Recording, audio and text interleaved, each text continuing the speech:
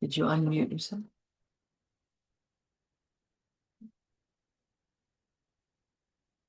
Shall I go ahead?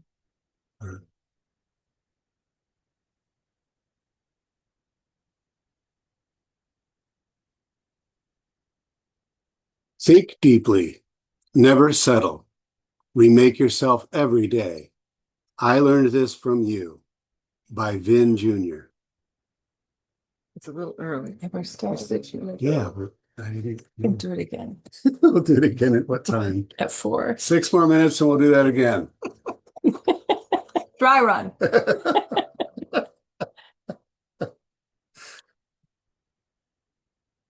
Hey, Vin's This, right there. everybody, this song was my mother's favorite song. She wanted to have the Lord of the Dance at her funeral because she did dance through life and she did think deeply. She never settled and she danced. She danced.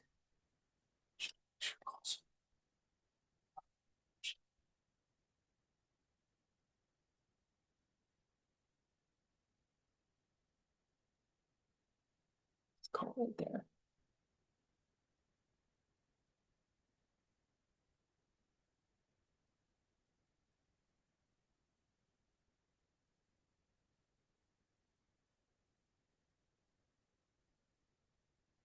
Hi.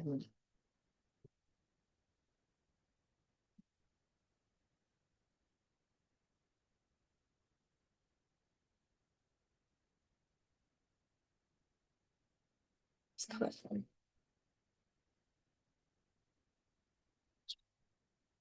Here's Tim. She's on right here. So Oh, I recognize. why don't you pop in? No, just with your head so that she can see. Oh.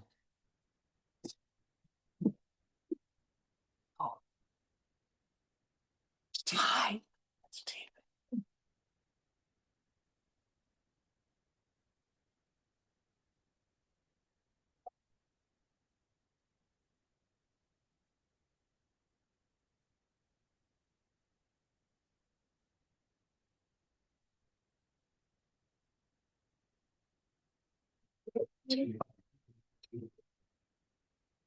Yeah, far away.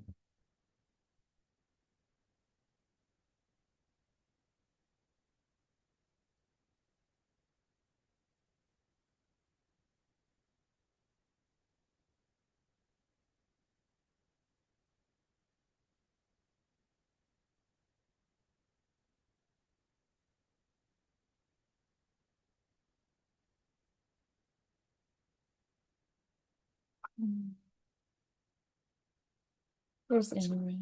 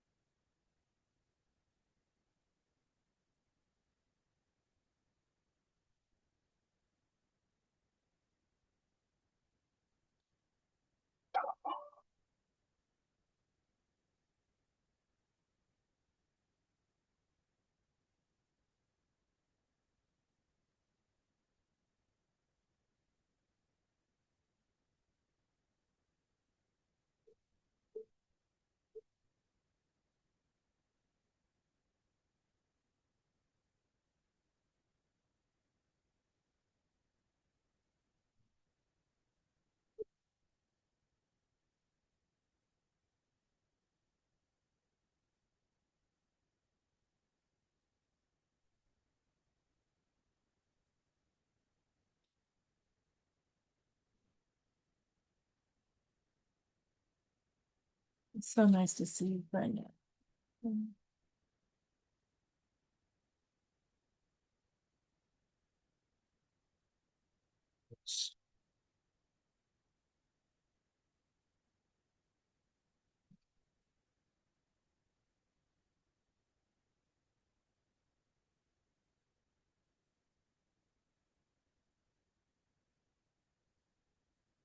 Ti- 2 minutes.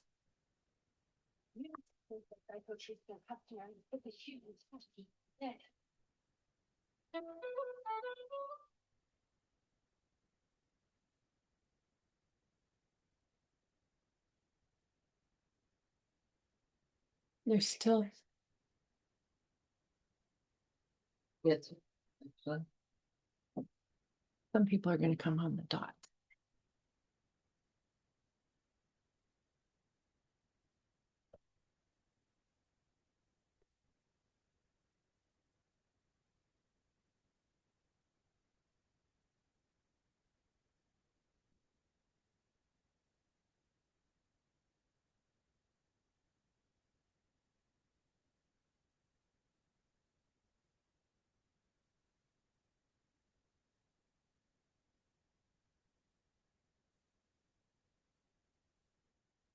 Just read it one more time. Yeah.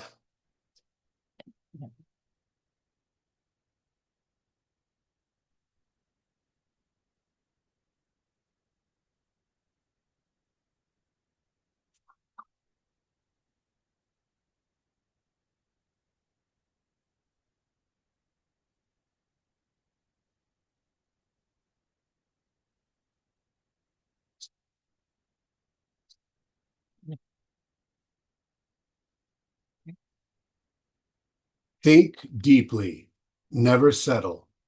Remake yourself every day. I learned this from you by Vin Jr. Today we're going to have um, a program where we let everyone have a chance to speak. And I will start, then Jim, then Cole, then Clifford, then Tim, then Tina, Vin Jr., and Amaret.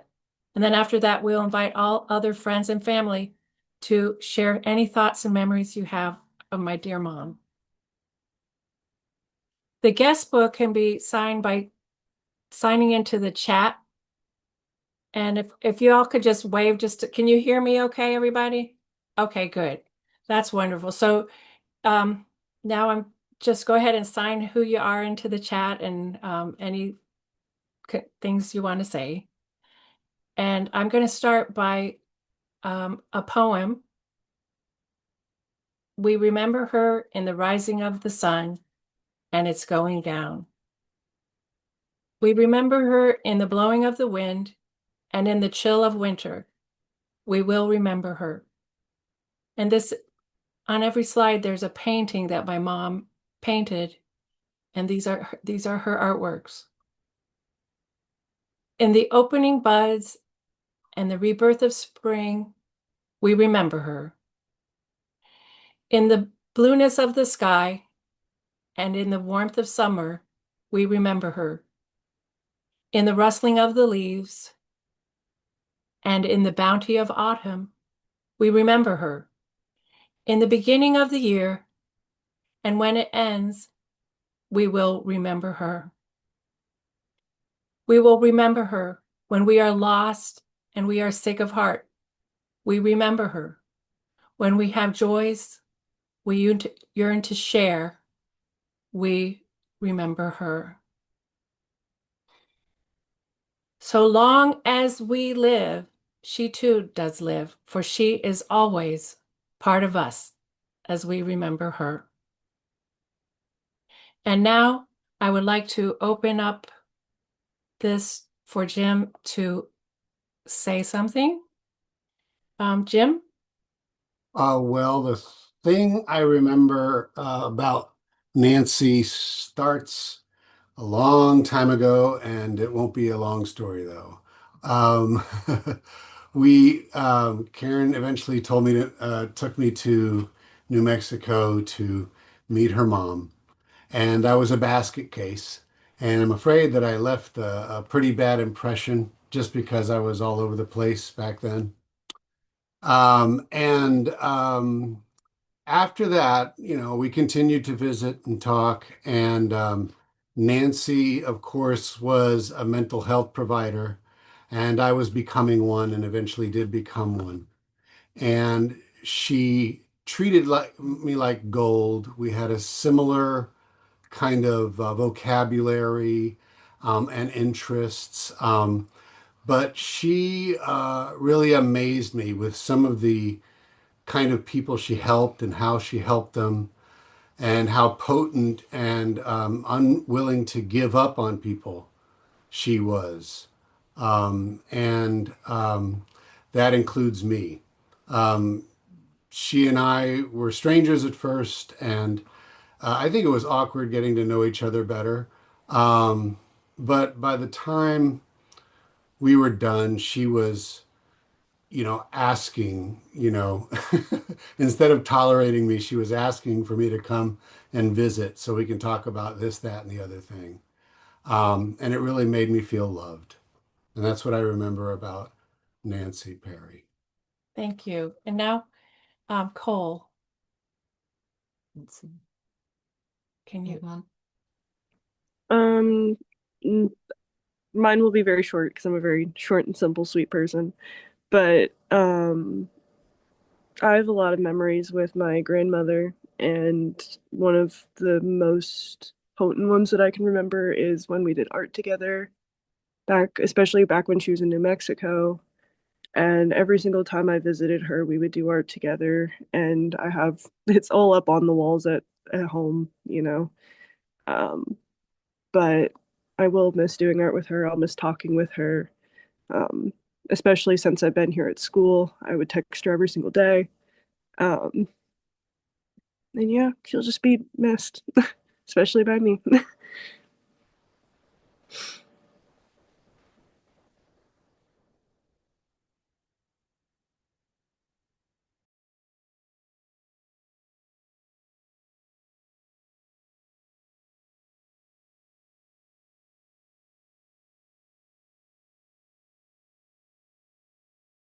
Mute, Clifford.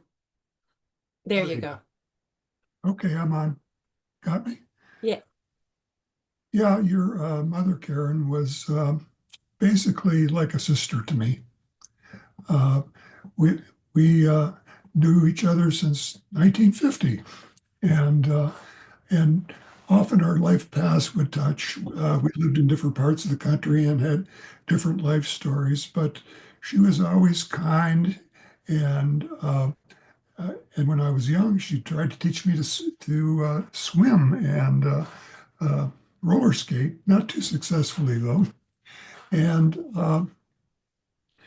when she moved around the country, uh, we didn't contact each other for long periods of time, but sometimes our paths did overlap, and she was always very wonderful. She was one of the most loving people I've ever met, and but to me, there was even a mysterious side to her that made her even more enchanting. So love that woman. Bye Oh, bye. thank you. Tim, Tim, can you say something? I'm going to ask you to unmute. Mute. Okay. There. Can you hear me? Yeah. Oh, nice. Yeah, so hi everyone. I'm Tim, and I guess and this is Amy. Uh, I remember a lot of times, I've been thinking about Nancy a lot lately, and as we all have. And I remember years ago when Dad and Nancy got married, and we were having a Thanksgiving dinner, and I remember Nancy was telling everyone where to sit. And I thought to myself, I was like, oh no. And so there it started. And the beautiful thing is I was worried, and as time, not much time passed, and we started a friendship, and we got closer and closer over the years, and those fears of a new stepmother dissipated, and she became a wonderful friend and a support person, and very kind and loving and artistic. And I was lucky enough to live in Albuquerque, and when Dad and Nancy moved, or Nancy lived in Santa Fe, but when Dad, Richard, moved to Santa Fe, uh, I would go up and visit a lot, and we would go to dinner and lunch, and like on holidays, I'd go up there sometimes. And I remember a couple Christmases, we would go to church and then we would, after that, we would go to the Village Inn and then we would walk around Canyon Road to look at the artwork. And it was so fun. And I remember one Christmas we had been talking about Christmases of the past, and we were going to have a fresh outlook on Christmas. And so we did the whole Santa thing. She got some, I forgot where she got these giant Christmas stockings, and we all got excited, and I had Sammy the Lhasa Apso come up with us, and he was a little doggy that they loved and loved the house. And so Dad and Nancy and I, we hung the stockings for Santa to fill. And Santa came and filled them up, and we had this wonderful Christmas and listened to music and had a wonderful breakfast. And it was just such a nice experience. And through the years, uh, I can remember we went to the community college and we looked at the art classes and we looked into that. And Nancy used to say, whenever I had something going on in my life, or if I was looking to date women or buy a new car, she said, what is your dream? What are the aspects that you dream about that you think would be just golden for you? And she says that you can make that happen. She was so positive and so caring in that way. And anyway, I could go on for a long time but you don't want to hear me going on for a long time. So Well, thank you, Tim. We love sure, you, and I'm going to ask the next person to thank. I love you guys, and Tina. Hi there. Hi there. I'm here with Karen. Yeah. Nancy's mom and my mom were close sisters. So I'm Nancy's first cousin. And Kudos. we used to visit each other a lot. You know, Nancy used to tell stories of when she'd come to visit my mom's house. She came there with her first boyfriend and sat Vincent Sr. on her lap, who was just a baby at the time. And she was visiting, and she always told the story of how he grabbed a pair of scissors and cut all the buttons off her shirt while they were sitting at dinner, and she was with her first boyfriend. So we interacted a lot. Nancy wrote a lot of books. She wanted to be a doctor like her father, and so she loved being around strong, intelligent, capable men in all her life. And those are the people that she gathered around her. She was very happy with my mom. She loved my mom. And she recounted how excited she was when she was invited to be in my mom and dad's wedding. I'm sorry. Karen went to university in New Jersey, and that's very close to where we live. And so she spent a lot of time with my family in New Jersey. But I was in Wisconsin going to veterinary school, and that's where Nancy was living with her husband, Jack. And for 5 years, they were such kind, considerate, compassionate people. I really miss her. And, she was somebody who would give you counseling even if you didn't want it. She'd give you counseling that you didn't know you needed. So she was always free and easy to talk to. And so it was always good to speak with her. In her later years, I had lived with her mom for a year, so I kind of understood all the mom angst that you have when you live with somebody who is very particular about how things are done. And so we often commiserated about how difficult her mom was, but, in a loving way. And, she was gifted with a talent to help people. And she helped numerous people who will never forget her. Thank you. That is very touching. Really appreciate everyone's heartfelt messages. The next person I have is Vincent Jr.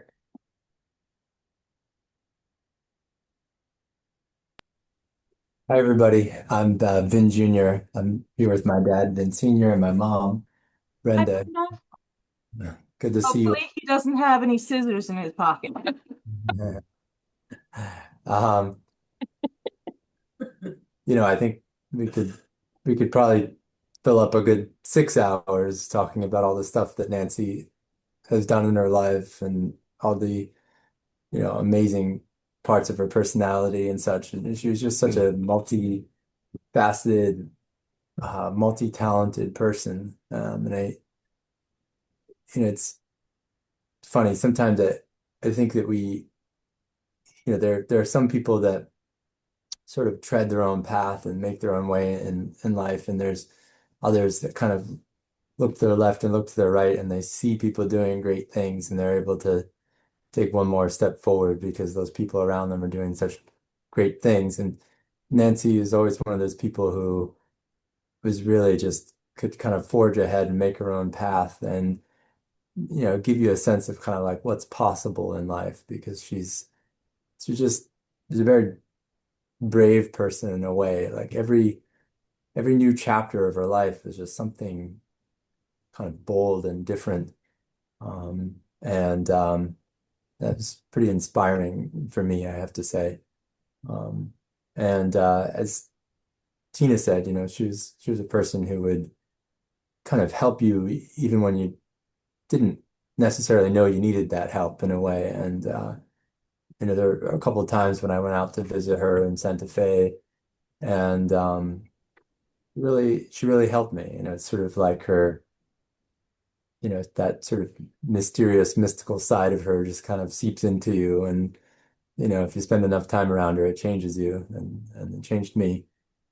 And so I was sort of lucky enough to, and Karen and Jim know this, but right before Nancy passed, there was just this about like a 2 day stretch where I was able to come down and visit, and we were all just sitting around in the hospital talking normally. She was wide awake, telling us about her poetry and telling us about her life. And the timing was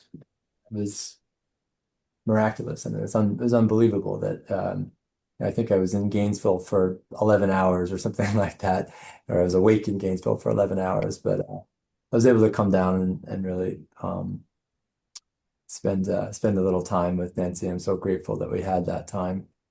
I was able to say thank you to her because she really did help me. And sometimes, you don't have that opportunity to thank people for what they do for you. And it was so nice to be able to do that. And it was also nice to see her say out loud that she was really happy with, I think, all the stuff that she accomplished, and she had kind of arrived at a place where she had lived this very full, fulfilling life. And it was kind of inspiring also to see somebody who had kind of reached that point. And she said, she was like a whole, complete person by the end, I think. You know. Yeah, I loved her very much, and she was a big um, inspiration to me. So I'll miss her deeply. Thank you. Um, Amoret. Let me here you are. Can you unmute? There we go. Can you hear me? Yeah. Okay. I'm gonna try to keep it shorter than what I wrote. I have a praxia of speech, so sometimes I'm unable to communicate, and Nancy never made me feel ashamed of that.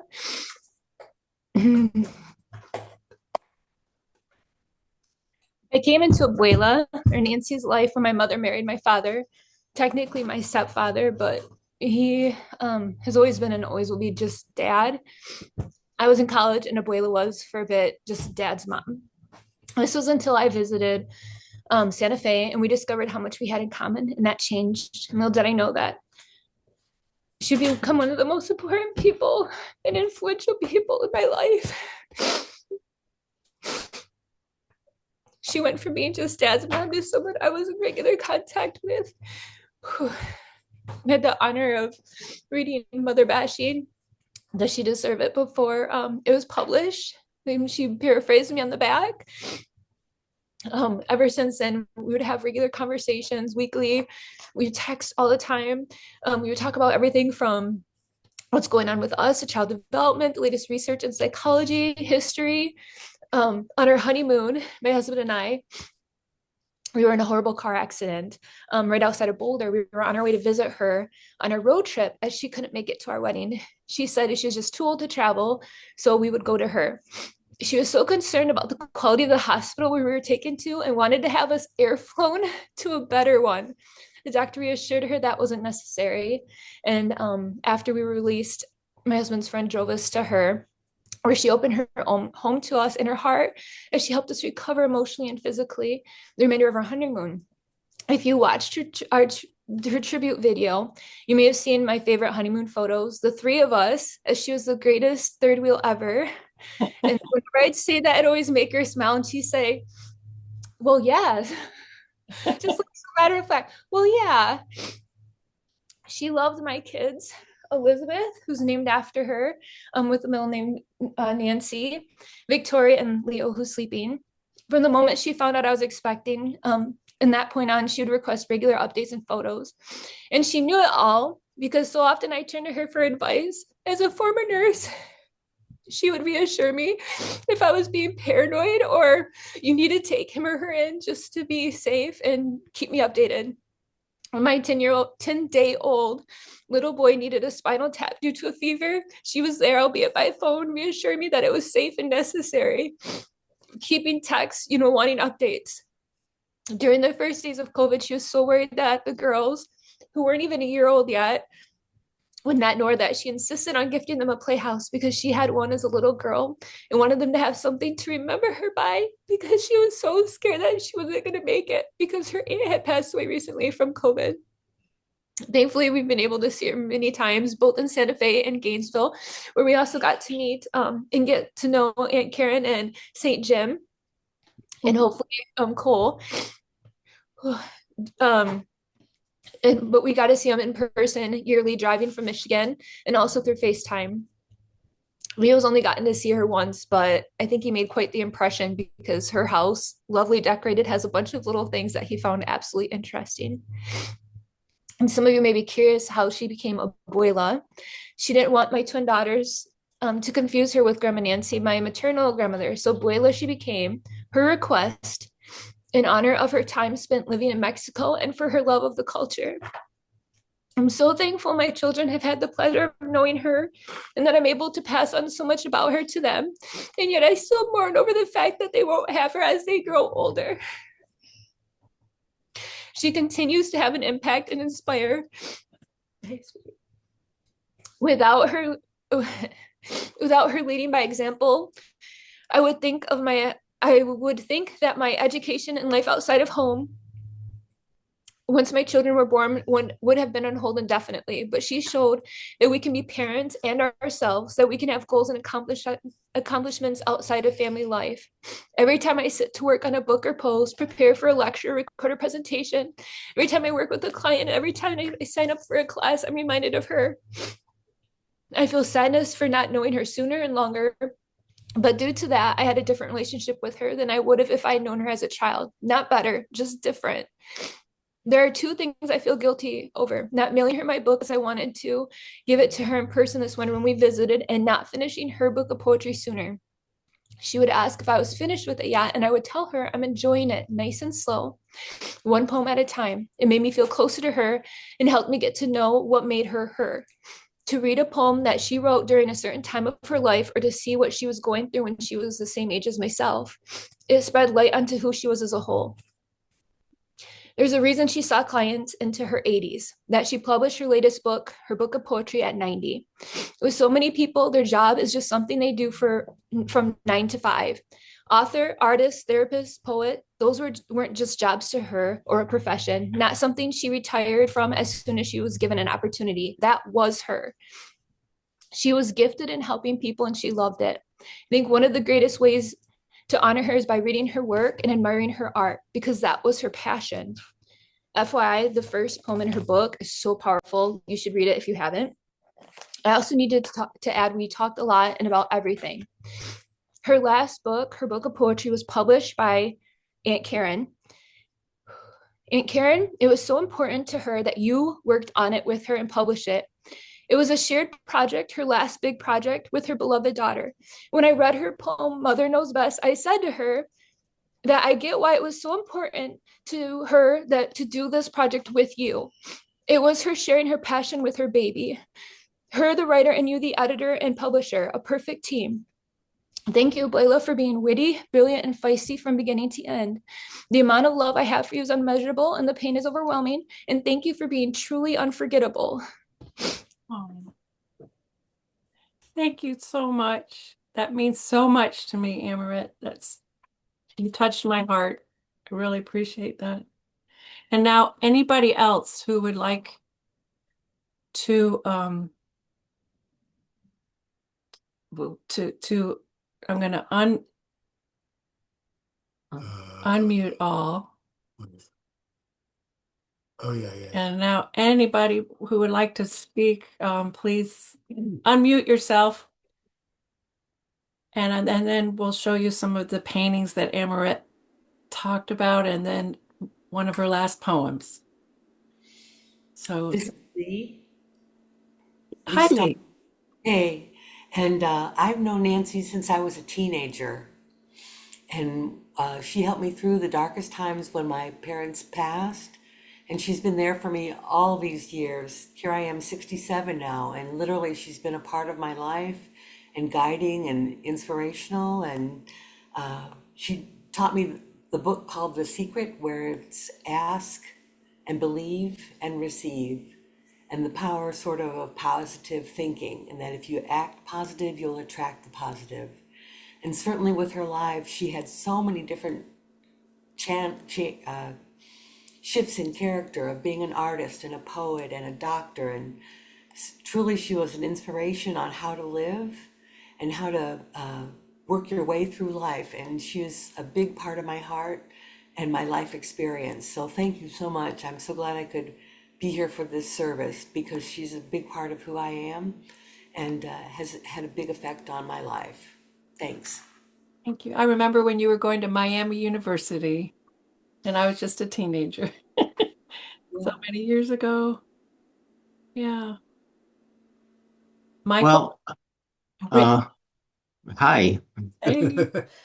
Hi, everybody. Hi, Rick. Well, I just wanted to say that Nancy was an amazing woman.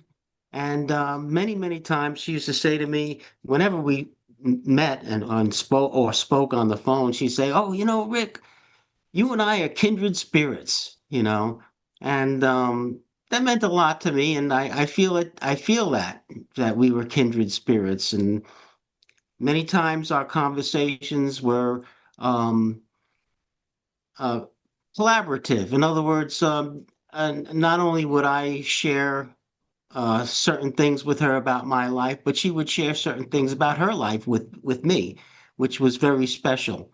And I am going to miss actually talking to her on the phone, but I think I will always talk to her in my heart and in my mind. And when I think of her, we'll talk anyway. So I just hope that she sends back some, some good feedback to me along the way. But yeah, I'll miss her, and I loved her, and she loved me. And another thing too, she was always had a special place in her heart for the Michio family. And for her own family too, because we often talked about her own family, and so she loved all of us, and that's all I can say. And we love her back, and always in our heart. Thank you. That's beautiful. And I Can know, I add a little bit of something? yeah. Um, I just remember her taking my mom, her aunt, around the world.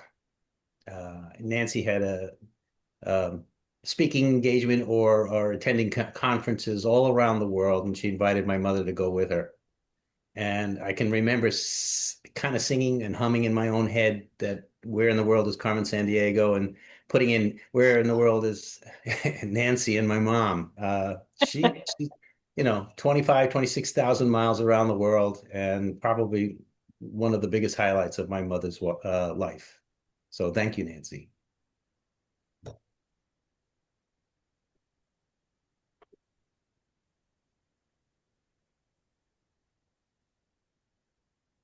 Anybody Thank else? you. Thank you. Okay. Is that anyone? No. Oh, Brendolyn. Hello, Brendolyn. Can you say something, Brendolyn? Hi, Karen. Yeah, I was thinking of some of the more significant moments of my relationship with Nancy. One of them was when I used some frequent flyer miles and went out to Stanford to accompany her back to Santa Fe after her surgery. And I remember her trying to make sure I didn't run her into anything in the wheelchair. She was definitely a backseat driver or a front seat driver. And I remember that I was one of the people she called when Dick passed, and I was over with her the first 24 hours or so as she went through that. And we went to somewhere in Mexico on one of those destination vacations. And I just loved how Nancy attracted men like flies. And here I was, much younger than her and whatever, but nobody tried to pick up on me. But all these guys tried to pick up on Nancy. And then there was a picture of us standing by a coconut tree or something. And she looked like a fashion model, and I looked kind of like a frump, you know? It was like I didn't know how to stand and pose like she did. So, and during that trip, I got frustrated with her because she kept asking me how she looked.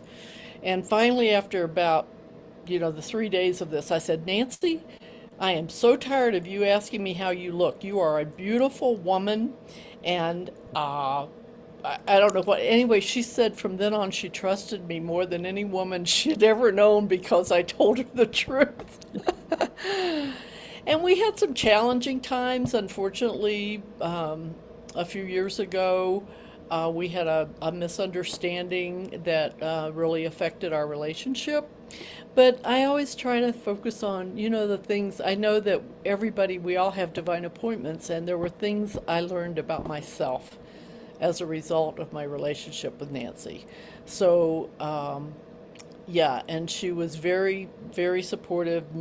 Most of during our relationship, she was very, very supportive, and I think we were supportive to each other. And so they broke the mold when they made Nancy. So there won't be another one. She always said that she appreciated your friendship. And Yeah. she did say that, after talking to you, she never asked anybody again, do I look good? Am I looking okay? She said, I trust that, I'm okay because Brenda said I was all right. Yeah. Told that story many times to me Yeah. too. So, So, and thank you for coming. I see my cousin Helen is here, and my brother-in-law Joe, and Rhonda, my sister-in-law, and So oh, I'm going to speak. My name is not Unity Santa Fe, but I'm Liz. I'm the minister who uh, followed in Brendolyn, and so I've been here for 4 years. And I think Nancy wanted to meet with me. One of the first people that I think I probably met with, because when I first started here in December 1st of 2021, she contacted me and wanted to get together. And we had our favorite hangout, which was Jenga. We had many lunches and nice long conversations at the Jenga restaurant here in Santa Fe.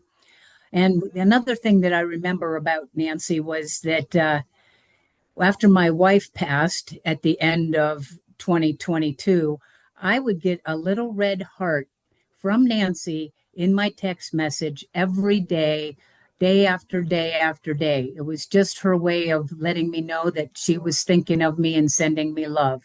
And that's Nancy. She wanted to extend, and it was that simple little heart that meant so much to me that she was thinking of me and sending that, and it really impacted me.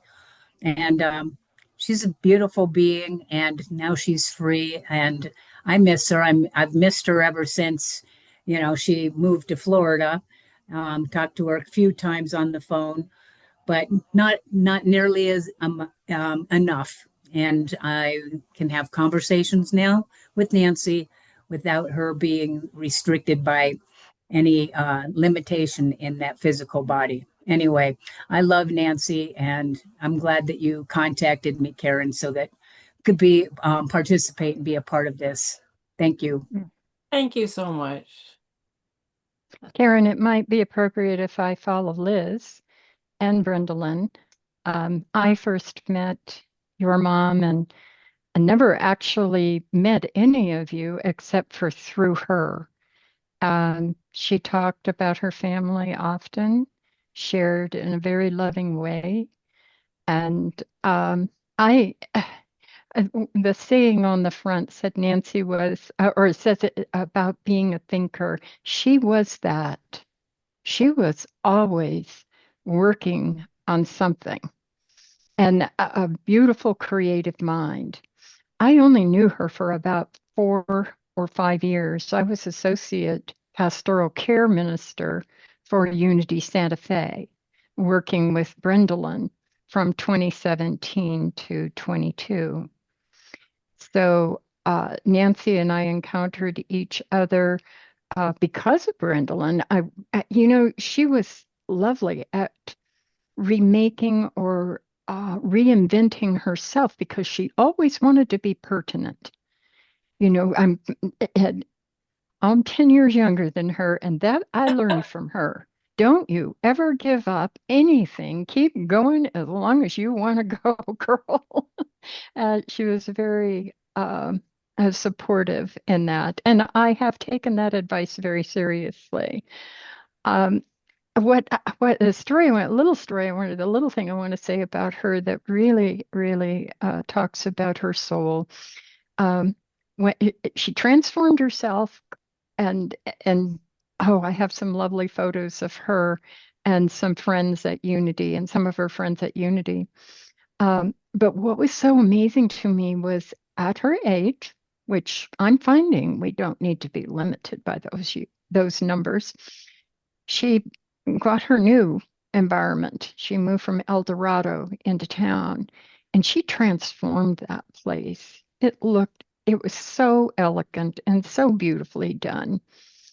And in that place, she organized Christmas dinner and a little kind of private Christmas party for Brendolyn. I know Jude was there, and what was so sweet is I hardly knew her in the beginning of that, and she included me as well. And everything was so elegant. And nicely done. It was something to really look forward to in the holidays. So I wish you all well. I'm glad that I've been able to connect with you and hear your stories about her. And she's someone that I think we all will remember and know for a very long time. And I do believe she's near us and talks to us and Oh, all of you. thank you. That's beautiful. I remember her telling me about that little party. Yeah. Well, actually, she did it every year. Oh, okay. Yeah. Yeah, it was an annual event. Oh, You yeah. couldn't do your holiday calendar until you knew when Nancy was doing her dinner for the girls. Oh, Yeah, very sweet, very sweet. I actually stayed with her too for a week when I was in the process of moving, and at that very location, the new place, her last place in Santa Fe. oh, So, yeah. That's beautiful. And I see that there's somebody from the Markwood Street gang here. You want to say anything? She doesn't. No. But I'll just recognize Oh. there's a picture of us in her tribute wall. Um, my mom, we used to have, speaking of Christmas parties, back on Markwood Street, we used to have a Christmas party every year. And it was we would all sing and do Christmas carols, and Christine would bring her violin, and, Kathy would play the piano, and Jeanette and I would sing, and we had a lot of fun. So, Did you see Rhonda Porter? yeah. And see, Melvin, you're here from Melvin. Karen, Yes. Karen, this is Christine from Markwood Street. Oh, can you Jeanette, you shared something very nice the other day, but I did want to just I have wonderful memories of your mom just always inspiring us girls to try things, right? She was always a big supporter of us girls, right? Being women and having dreams. And it was wonderful, all the activities your mom did for us and all the playtime we were able to have together under her supervision. So just very great memories of Markwood Street and times at your house with your mom. Oh, thank you. Thank you. I appreciate that. And anyone else? Can you hear me? It's Vicky. Oh, Vicky, yeah. Yay. Hi. Tell us, Vicky. Hi. My name is Vicky, and I live in Gainesville, Florida. And every Tuesday, I would go see Nancy. And the first thing we would do is talk about politics. She always wanted to stay on top of current events. She was very interested in what was happening in the world and in the United States. So we had a lot of fun doing that. Sometimes it was a little bit testy, but we enjoyed it. Nancy, she always, someone mentioned this earlier, but she always looked her best when we went out. She would take a shower, she would put on her makeup and put these beautiful clothes on. She didn't dress 90, she dressed like 40 or 30 and she looked good in all her clothes. I always admired the way she took care of herself and the way she dressed. And then we would go to lunch at the Blue. It's a dining hall at the Village of Gainesville. And she would walk in there like she was the queen. I mean, she had the greatest presence of I mean, not like a a snobby queen, but just a beautiful queen who kind of owned the room. And then we would go eat, and she would tell me all these fabulous stories about her life, about her going around the world, meeting the Dalai Lama and meeting Mother Teresa, and about the people she helped. And I just loved listening to all her stories that about her life and about all the challenges she took on and became very successful at. So for me, she's a role model. She's, that's how I want to be. I'm 67, but if I live that long, I'm going to follow in your mother's footsteps. So I really appreciate getting to know her. And Vicky was there. I'm sorry, but thank you, Vicky, for everything. She was there with me the last few days and helping me in so many ways. So thank you, Vicky. You're welcome. It was an honor and a pleasure. Everything. Thank you. You're welcome. And here's my cousin Helen. She goes way back to when my parents, Bob and And yeah, go ahead, Helen. Oh, I'm just trying, I'm doing all this on my cell phone because I have this laptop and Marjorie's here Oh, with me and we were Marjorie. trying to, These yeah, are my Marjorie's here cousins, too. everybody. Yeah. And we were wanting to use the laptop because it had a better screen. And the iPhone is a problem because my hands shake these days. Oh, She's It's doing also great, though. tiny. But yeah, so um, yeah, we're Nancy was my youngest aunt. Yeah, just as yeah, yeah. So I she really stood out to me when I got to go visit Ohio when the family was living in Ohio, and we stayed at their house for weeks at a time. I mean, for a week at a time when we would visit, and so in fact, I remember when we went to visit when Karen, you were like a baby. And I wanted to go in and see you. but you were but you were asleep. So I had to wait for a very long time.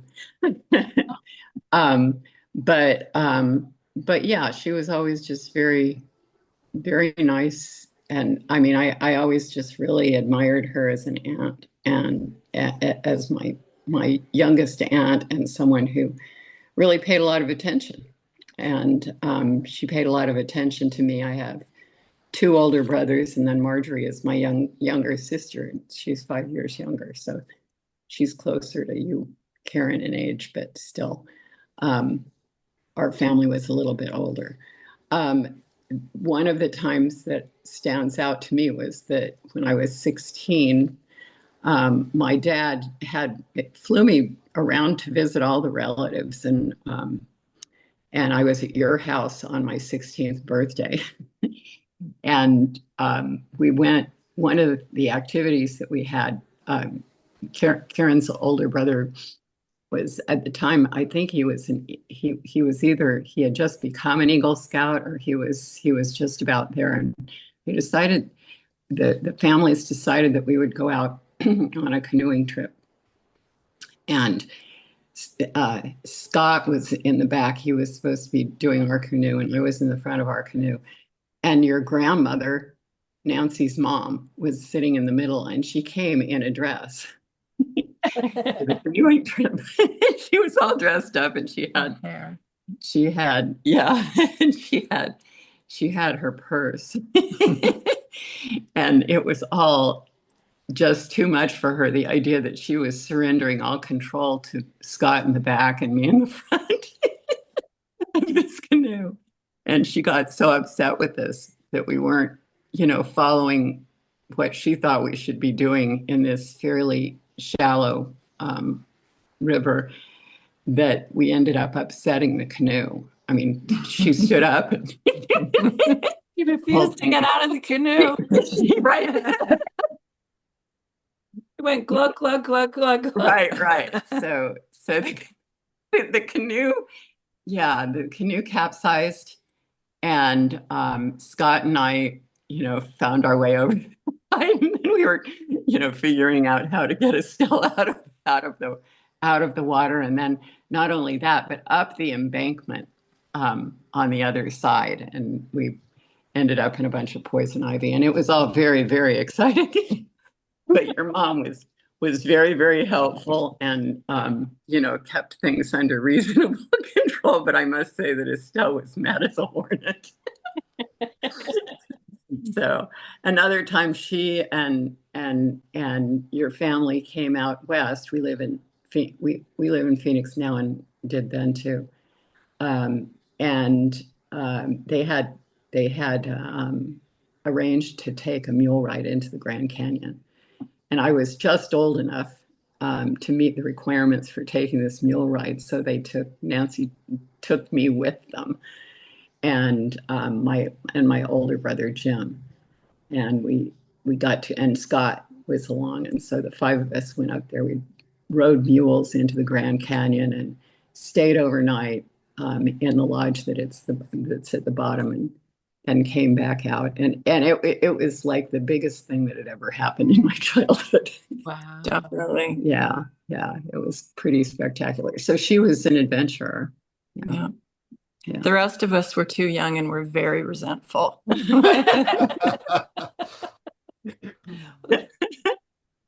Oh, thank you Mark. so much for. But I remember that. Yeah. I remember And that. yeah, and then more recently, as she ended up moving to when she moved to New Mexico. She would occasionally come through Phoenix for one reason or another, and she always called me, and we always went out to lunch.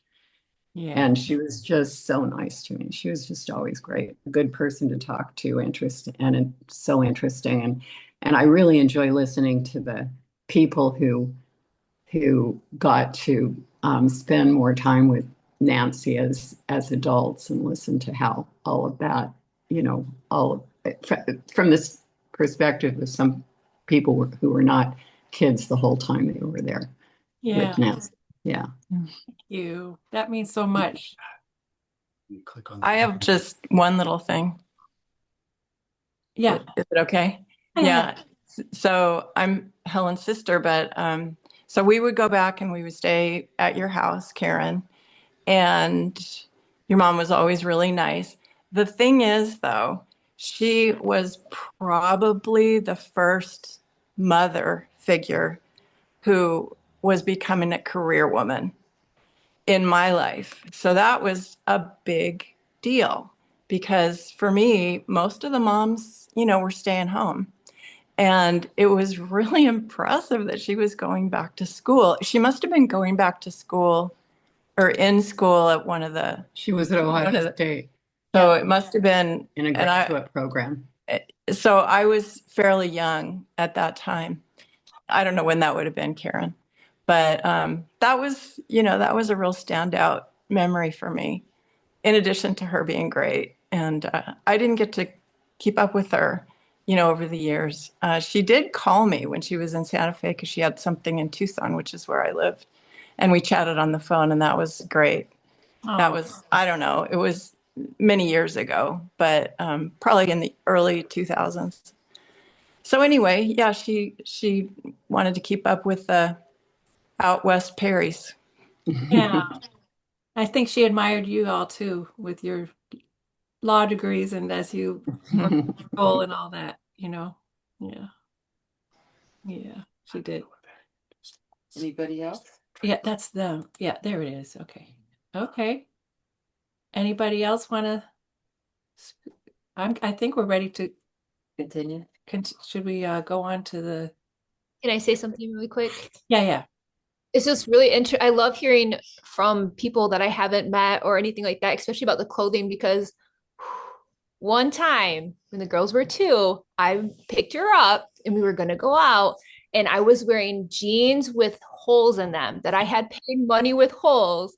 And oh, the lecture I received and about appearance. So I spent on their whole drive home, I spent it listening to audiobooks about how to dress nicer because I wore holes with jeans and I never did not with her again ever. So it's fun to hear everybody talk about that because I'm like, oh, that makes sense because it's like tying in, like, oh, that explains that. I wish I had known that beforehand.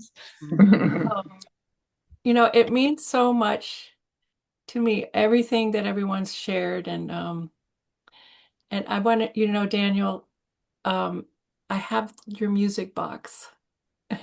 She, like a few weeks before, when I was at her house, she opened it up and she said, I used to play that music for Daniel. So anyway, she was a magical person who just loved to share beauty with others. So, and does anyone have anything else to say? No. Okay, so I'm gonna go back to this last poem, and it's you want to say it, Jim? Sure. Yeah. To those whom I love, those who love me. When I am gone, release me, let me go. I have so many things to see and do. You mustn't tie yourself to me with too many tears. But be thankful we had so many good years. I gave you my love, and you can only guess how much you've given me in happiness. I thank you for the love that you have shown, but now it is time I traveled on alone. So grieve for me a while, if You must. if you must, then you can move that. I can. I think you can just sort of drag it. Maybe not. Yeah, it's just. All right. Comforted by trust. It is only for a while that we must part, so treasure the memories within your heart. I won't be far away, for life goes on. And if you need me, call and I will come. Though you can't see or touch me, I will be near. And if you listen with your heart, you'll hear all my love around you, soft and clear. And then, when you come this way alone, greet you with a smile and a welcome home. And this last poem is a poem that my mother wrote and I found on her desk as I was tidying up everything. And it's together again, remembering, remembering, remembering the closeness, the love, the hope, the pain, the joy, the distance. So young, then the loss. As we traveled our separate ways to new adventures, new ways, new life, at the end, together again. And thank you so much, everyone, for all of your love and your remembrances. And I feel so blessed that you could be here today to share all of this with me. And I think this was a beautiful send off for my mom. And you made it special. We all made it special. Thank you. And then we're going to play that music. Right, Tina? Right. You didn't tell me this part, okay? Karen, can I say one thing? Yeah. If we were all at a big Irish wake or sorts, I would walk over to Clifford Rudy and say hello to him because I've heard his name throughout my entire life, but I have never saw him or anything. So it's nice to be on the Zoom session with you, Clifford. Very nice to meet you. It's always good to meet. Yeah, and thank you. Anyone else? That's what I love about these kind of memorials because we all have a different point of view and we all have different experiences. And when we come together to share our memories with those we love and to share how we're all connected to one another, it makes our world a better place. And I love every one of you for doing that with me today. Thank you.